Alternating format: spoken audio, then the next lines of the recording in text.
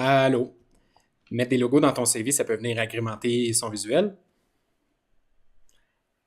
Mais il y a une marche à suivre. Je vais te montrer comment on fait sur Microsoft Word. À tout de suite.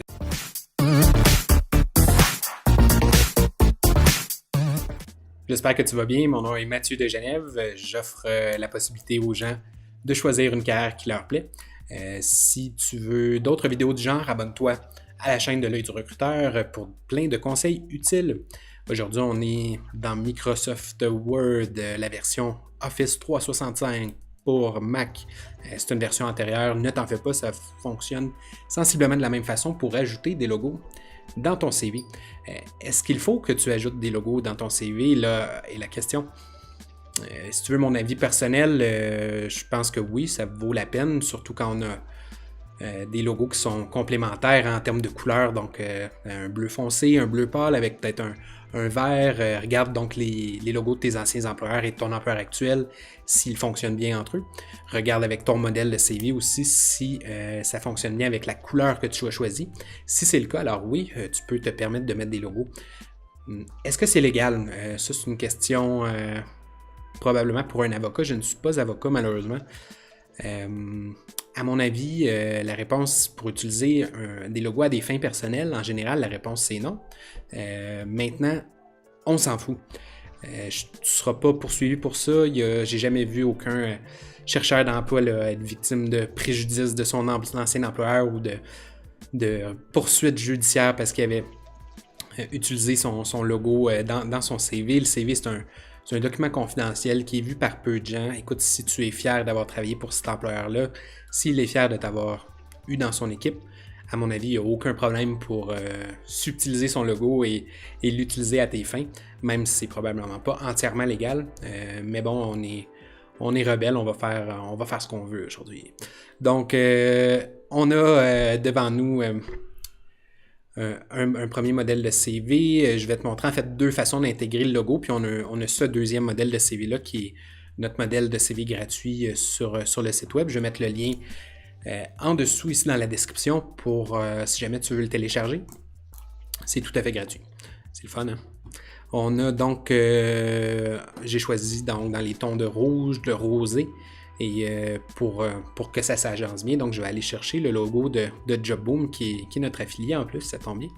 On va donc aller, première étape, le chercher sur Google. Tu connais Google, n'est-ce pas? Donc on va aller dans Google Image, commencer donc par aller chercher le logo de JobBoom. On pourrait écrire JobBoom logo, hein, mais je pense que le logo devrait sortir tout seul. Ce qu'on veut, c'est un logo qui est petit. Donc, j'accède présentement à Google Image, bien sûr, pour aller chercher le logo. On veut le logo officiel si possible. On veut un logo qui est petit. Donc, ici, 800 par 170, ça se peut qu'il soit un petit peu volumineux. Ici, on a 765 par 267. Est-ce qu'on a plus petit? On a jobboom.com, c'est à 713. Bref, on va faire comme je fais souvent. Je vais aller prendre donc le logo officiel et puis on va tout simplement le réduire avec un outil de réduction d'image. Donc si clic droit sur le logo de JobBoom, enregistrer l'image sous.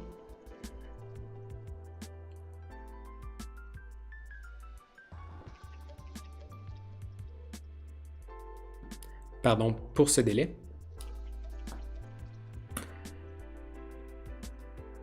Voilà, on l'a, donc je l'enregistre ici sur mon bureau. Et qu'est-ce que je fais maintenant? Je vais aller réduire la taille du logo.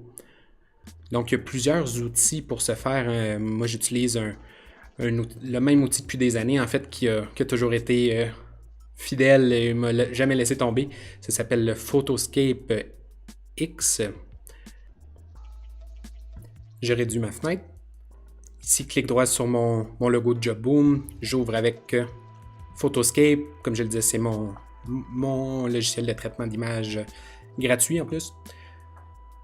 Et puis, je vais aller tout simplement donc réduire mon logo. Pourquoi est-ce qu'on réduit le logo? On pourrait le réduire directement dans Microsoft Word, mais on veut s'assurer que notre document ne soit pas trop volumineux. Un CV de plus d'un meg, là, ça peut causer des problèmes avec certains logiciels de recrutement.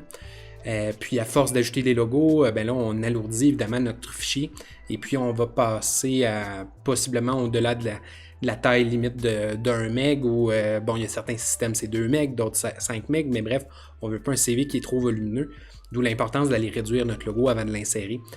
C'est pas nécessaire de le faire à chaque fois, comme je le disais plus tôt, idéalement dans Google Image, on veut trouver un logo qui est déjà réduit, qui est relativement petit. Donc là, on a, je vois ici, celui-là, il est 488 par 103. On n'est pas très loin de la taille qu'il nous faut, hein, fait que je vais aller juste lui mettre une largeur de 200 pixels ici. J'enregistre. Et on va avoir un logo qui est prêt à être inséré. Donc, enregistrer et c'est fait. Je vais commencer avec la première méthode pour ajouter un logo qui est la méthode en fait au-dessus du texte qui nous permet d'aller mettre des logos en marge exactement comme c'est présenté ici. On insère un premier logo dans notre modèle de CV gratuit. Je vais aller retirer donc le logo de l'œil du recruteur.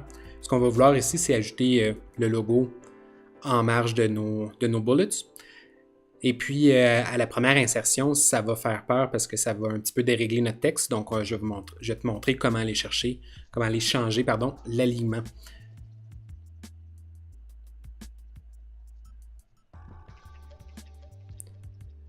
Ici, ça va varier sensiblement, dépendant de si vous avez un PC ou un Mac. Moi, j'utilise donc l'onglet Insérer et Insérer donc à partir d'un fichier.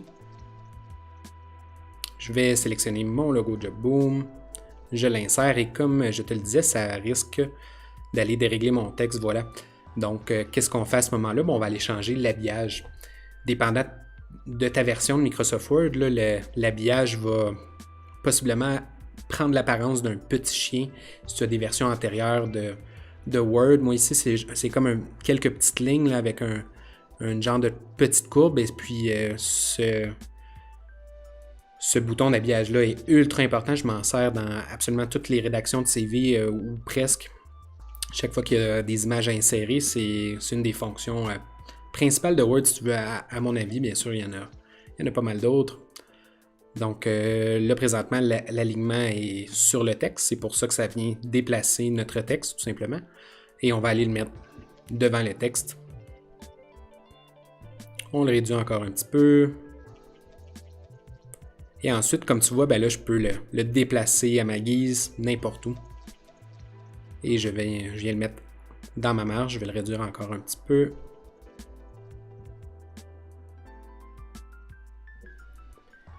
Ensuite, je dois l'aligner avec mon texte de droite.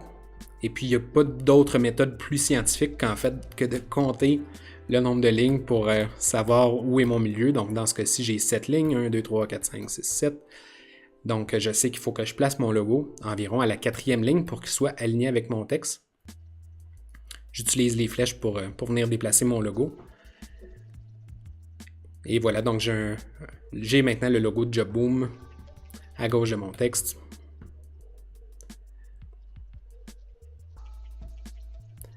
Et maintenant, avant de passer à l'autre modèle, donc sur l'habillage, qui comprend un habillage différent, je vais t'indiquer comment aligner des logos. Donc, quand tu en as plusieurs, l'un à la suite de l'autre, tu vas vouloir qu'ils soient tous bien droits pour pas que ça ait l'air un petit peu tout croche à force de disposer tes logos un petit peu partout.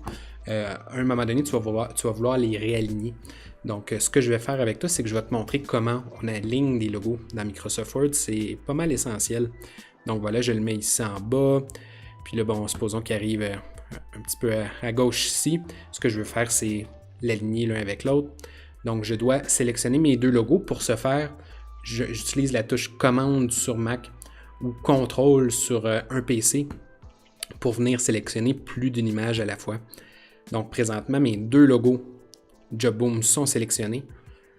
Et je vais aller donc dans l'onglet Format de l'image en haut. Et il y a un petit bouton caché là, qui est très subtil qui s'appelle Aligner. Et ce que je vais faire, c'est que je vais aligner le centre.